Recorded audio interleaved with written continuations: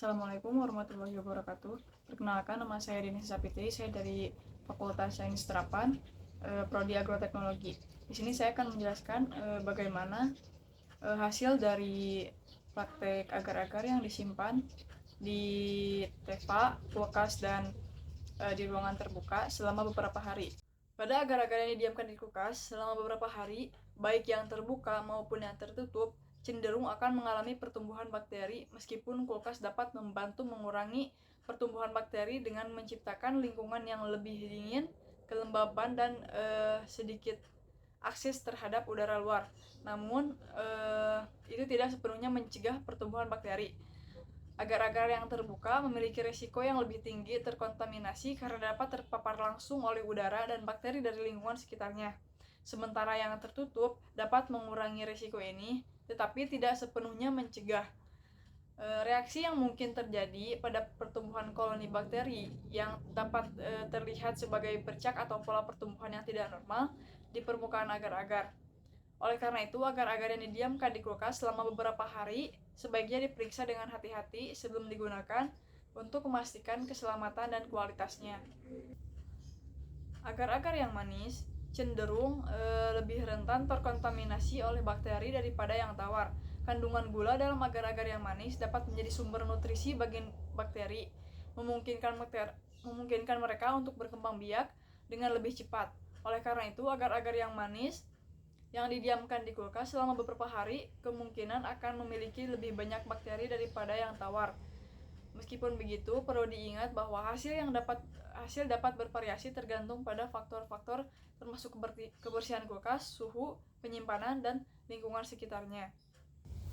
Dan untuk agar-agar yang disimpan di TEFA, kemungkinan besar bakteri akan tumbuh. Agar-agar adalah media pertumbuhan yang baik untuk mikroorganisme, termasuk bakteri. Selama periode waktu yang panjang itu, mikroorganisme dari udara, permukaan, atau orang-orang yang bekerja di TEFA dapat terendapkan dan berkembang biak di atas agar-agar. Hal ini dapat menyebabkan pertumbuhan koloni bakteri yang terlihat sebagai bercak atau pola pertumbuhan yang berbeda di permukaan agar-agar. Reaksi yang mungkin terjadi berupa perubahan warna, tekstur, atau bau yang tidak normal. Pertumbuhan bakteri juga akan lebih cepat pada agar-agar yang terbuka daripada yang tertutup. Karena agar-agar yang tertutup mungkin akan terhindar dari kontaminasi bakteri dibandingkan dengan yang terbuka. Penutupan itu dapat membantu mencegah mikroorganisme dari debu, udara, atau kontaminasi lainnya yang masuk dan menginfeksi media agar-agar. Di sisi lain, agar-agar yang terbuka itu rentan terkontaminasi karena mikroorganisme dapat mudah masuk ke dalamnya. Oleh karena itu, menjaga agar-agar tertutup ketika tidak digunakan dapat membantu mengurangi risiko kontaminasi dan menjaga agar-agar tetap steril untuk eksperimen atau kultur bakteri. Dan agar-agar yang manis itu cenderung lebih rentan terkontaminasi oleh bakteri daripada agar-agar yang tawar. Hal ini disebabkan oleh kandungan gula yang tinggi dalam agar-agar manis, yang dapat menjadi sumber nutrisi bagi mikroorganisme seperti bakteri. Bakteri juga cenderung suka tumbuh dan berkembang biak di lingkungan yang kaya akan sumber nutrisi seperti gula. Oleh karena itu, agar-agar manis mungkin lebih berpotensi menjadi tempat yang ideal bagi bakteri untuk berkembang biak daripada agar-agar yang tawar. Yang ketiga itu ada agar-agar yang didiamkan di toilet. Kemungkinan besar akan terkontaminasi oleh berbagai jenis bakteri dari lingkungan toilet. Toilet adalah lingkungan yang kaya akan mikroorganisme, termasuk bakteri dari tinja dan urin. Bakteri tersebut dapat tumbuh dan berkembang biak di atas agar-agar yang terpapar dari lingkungan tersebut. Reaksi yang mungkin terjadi termasuk pertumbuhan koloni bakteri yang terlihat sebagai bercak atau pola pertumbuhan yang tidak normal di permukaan agar-agar. Agar-agar yang tertutup rapat kemungkinan besar akan memiliki tingkat kontaminasi bakteri yang lebih rendah daripada yang terbuka. Karena agar-agar yang terbuka memiliki kemungkinan besar terkontaminasi dari berbagai mikroorganisme yang ada di lingkungan sekitarnya, seperti bakteri dari udara atau permukaan.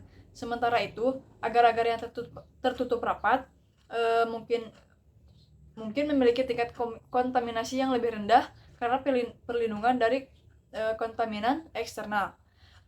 Di antara agar-agar yang manis dan tawar yang didiamkan di toilet selama beberapa hari akan menjadi lingkungan yang sangat subur bagi pertumbuhan bakteri.